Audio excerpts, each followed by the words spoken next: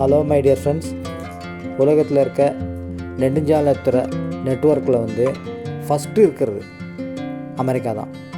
அவங்க போட்டிருக்க ரோடோட கிலோமீட்டர் பார்த்திங்கன்னா 65.86 லட்சம் கிலோமீட்டர், அதாவது 65,86,000 கிலோமீட்டர்.